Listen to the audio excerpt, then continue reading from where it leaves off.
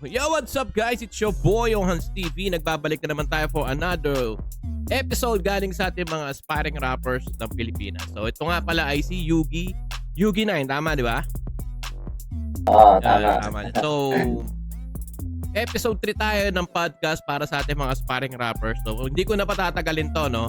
So, first question ko, kamusta na nga ba si Yugi 9? Kamusta? Wala, ito. Kain tulog lang. Kain tulog na ako. Tapos magsusulat na nga ako. Yun. So, sa edad mong yan, ilang taon ka na? 14? 14, 14. 14. Sa 14 years old mo, nakailang kanta ka na nasulat?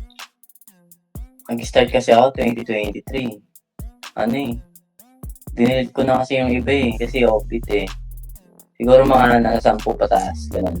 10 pataas? Pwede na. So, kung 10 pataas, puti mahirap na gumawa ng kanta ha. At taga saan ba si Yugi 9? Ano? Pampanga. Saan sa Pampanga? San Fernando? Angeles City. Angeles? Oo. May kilala ako dyan ha, sa Angeles. Man. Marami akong kilala dyan sa Angeles. Marami rin tayong mga followers dyan na taga Angeles. So, maraming rapper dito. Oo. Ang dami talaga, men. Ang dami. Siyempre, ano yan eh. Maraming, bukod sa mga OG na rapper, marami din mga nag-usbunga katulad mo. So, second question, anong nag-inspire sa'yo para para mapunta sa ganyang larangan? Ano kasi, tropa kasi ng tito ko, rapper rin. Ayun, na ano ako, tinry ko lang rin. Ginaya ko lang siya kumbaga. Oo. So, anong edad ka nagsimula? Yan na rin, 13 or 11 or 14? 12. 12? Age of 12, nag-start ka na magsulat or nakikinig-kinig ka na sa otits mo? Ano, nag-start na ako magsulat. Nag-start ka na magsulat. So, shoutout nga pala sa otits mo, pangalan ng otits mo? Ano, Mark Jan, Claro. Mark Jan Claro. Pasalamat ka sa otits mo, no? Kasi siya nag-inspira sa'yo para maging pumasok ka sa ganyang industry. Alam mo, sa totoo lang kasi ngayon, nagbago na rin ang pinakalinya ng rap ngayon. Katulad niyan, pati yung mga outlet natin. Tulad niya, meron na mga ganito. Before wala naman eh. Nung mga old school kasi wala po, tape-deck lang kami before eh. Taka nang ganda na ng era nyo ngayon kasi napakabilis lang, di ba? Napakabilis nyo lang gumawa. Pero yung na-review ko yung kanta niya, di ba? Yung kanta nyo isa, Pagkasapit. Tama? Yung Pagkasapit, napakaganda nung kanta nyo. Meron lang ako medyo nasabi ng konti ro, napuna ko lang. Pero overall, napakaganda nung kanta. So, nag-aaral ka pa? Nag-aaral pa ako. Puti naman. Pag-aaral ka pa, no? Puting bata-bata mo pa. Gawin mo lang hobby ang pag-rap mo, men. At saludo ako, isa ako sa mga sumusuporta sa inyo sa mga ganyan aspiring natin. Kasi come to think of it, no? Kasi isipin mo, in early age na kukuha mo lang gumawa ng kanta, what if pa kaya baka sa susunod sa stage na kita nakikita kumakanta ka. Di ba? Ganun yun, di ba? Wag ka lang tusuko sa marami rin kasi may mga bagay kasi na alam mo yon na pilit ka ibababa. Kasi ngayon medyo kilala ka na, di ba? Although sabihin na natin na bilang pa lang nakakilala sa'yo, pero nasa rap industry ka na. Ingat lang, di ba? Ingat lang sa mga tampay kasamahan mo. Diba? Men, malaki pa i-improve mo. Sino yung kasama mo ron? Si LOU o si Lou? Lou ba pangalan nun? LOU. LOU. Mali pa ako sa nireview ko, putik. Sorry, LOU ha. Lou kasi sabi ko ron, Lou. LOU pala yun. Putik na. Kasi Lou ang pagkakabasa ko ron.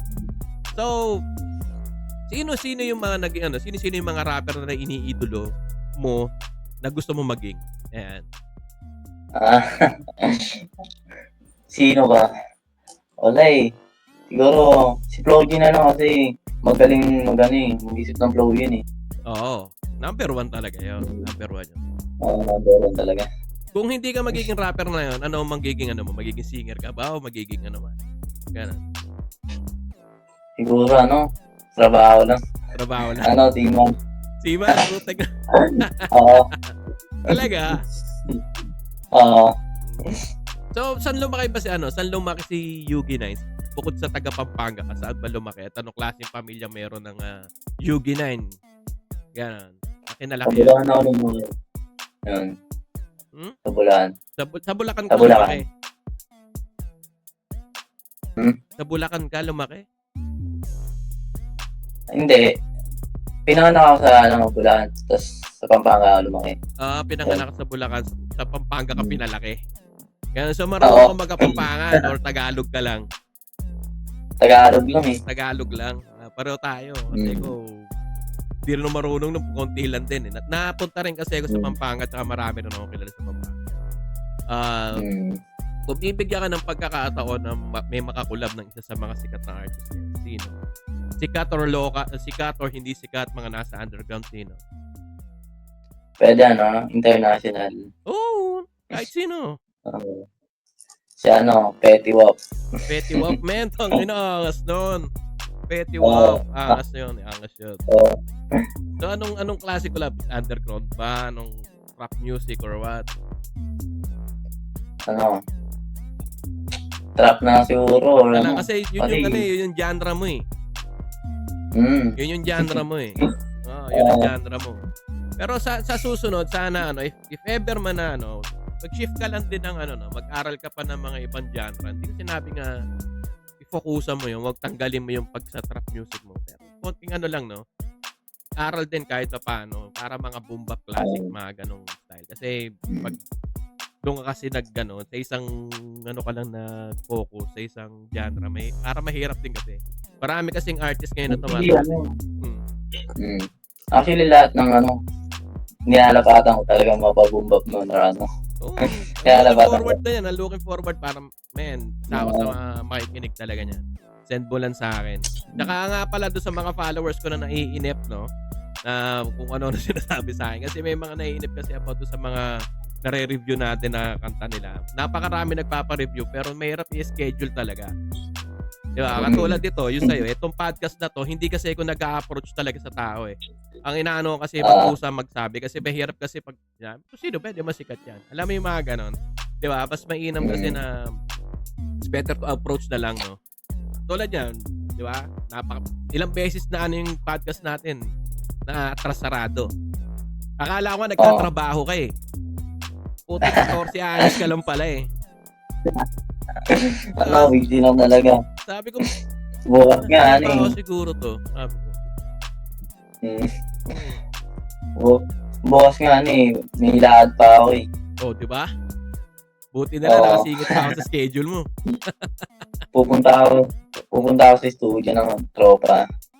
Sana barkada. Okay, kung ganun man, kung pupunta ako sa studio ng barkada, if ever man, kung sino yung barkada mo nan, sabihin mo na sa kanila, if ever, kung gusto man nila, sa loob kayo ng studio, sabihan mo lang ako. Sabihan mo lang. Yeah. Na at least kahit pa paano, marami kayo. Di ba? Madali okay pa kayo pagkwentuhan, may paggagawa, may pagkulitan. Alam mo yon, di ba? Pero sa early age mo na 14, alam ko marami ka pa magagawa at marami pang pwede mangyari sa career mo.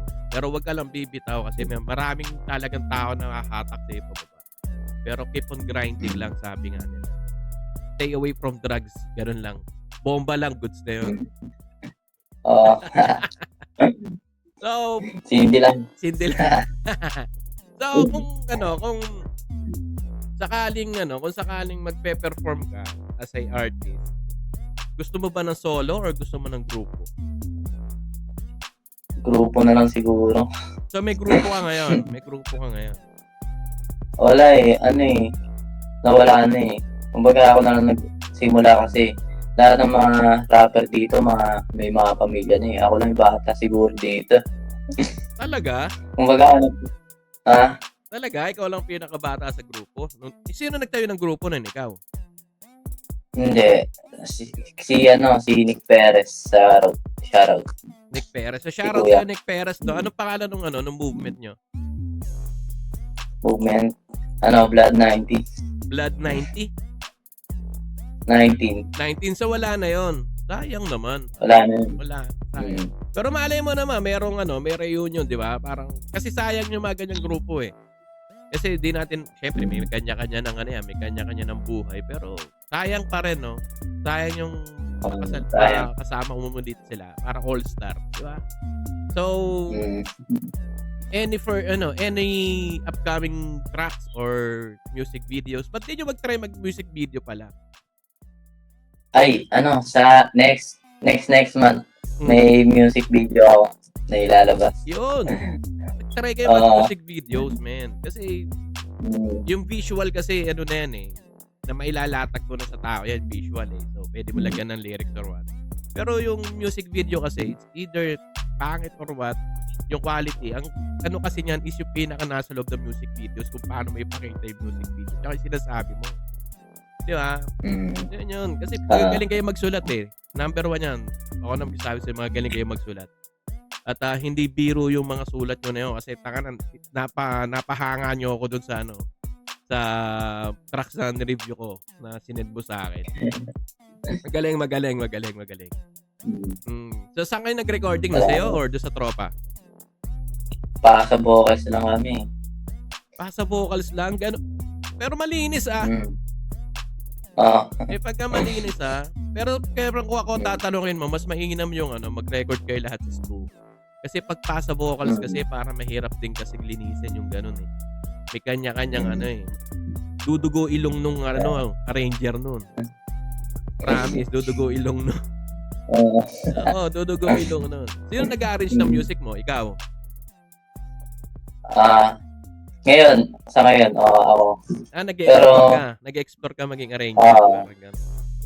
Shoutout pala sa teacher ko sa pag-mix dyan, si Kenneth Gonzaga. Oy, teacher! Shoutout nga pala sa teacher niya. Shoutout na. Salamat sa pagsuporta sa mga bata natin na may potential na maging rapper o sikat na rapper in the future. No? Kasi, ito yung mga klaseng bata na pwede natin talaga supportahan dahil medyo nagpupurso ng mga dreams nila eh. Huwag yung mga nasa labas na bumubuga-buga ng plastic. Huwag yun. Malayo. Walang kahihinatnan yun. Di ba? So, if ever man na magkaroon ka ng recording label, anong unang pangalan ng recording label? Siguro, Ghetto Town. Ghetto Town? Wow! Ghetto Town. Magandang pangalan ng album yun. Ghetto Town. So, mga sikat na artist na nandun. Di ba? So, underground ka lang. So, if ever bibigyan ka ng offer na mag-mainstream, magme-mainstream. Or underground. Kung magme-mainstream ka or underground lang. Kung bigyan ka ng offer. Mainstream na lang siguro. Siyempre, papogi yun. Oo. Pero pa rin, lingon pa rin sa pinanggalingan kahit pa. Kung saan ka galing. Kasi underground kasi, napakalawak din ang mundo ng hip-hop. Karami nagsimula sa underground talaga. Na naging sumakses sa buhay. Di ba? So, guys, maraming salamat. No? Ito nga pala si Yugi9, man. Si Yugi9. Nice to meet you, Brad. Totoy pala to. Akala ko, putik, baka nasa 21, 30 na mahigit to. Putik na 14 anyos pala. Then, shoutout nga pala dyan sa Easy Cartel. Hustle, Play, and Repeat dyan sa clothing nila na meron silang palabas sa version 3 na color white at color black. Kaya pakiclick na lang sa link mamaya ni Baba ako para kung gusto nyo miscore. So yan nga pala si Yugi9 and then wait nyo rin po ang kanilang music videos na parating at ang kanilang bagong tracks. May bagong tracks sa parating? Pwede ka na mag-shoutout o pwede ka na mag-plug, boss? May bagong parating. Remix ko sa About You by Nasty Kid. Bagong parating na track. Okay.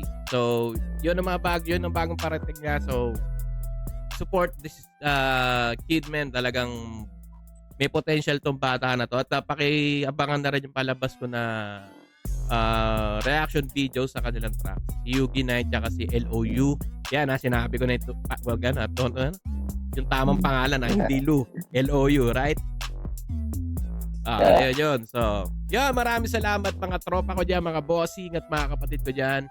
Salamat sa pagsuporta. Hans TV nga pala and Yugi9 from Pampanga, man. Shoutout sa inyo lahat. So, yun lang mga boss. Hans TV. See you next time. Peace! Yo! Peace. Okay.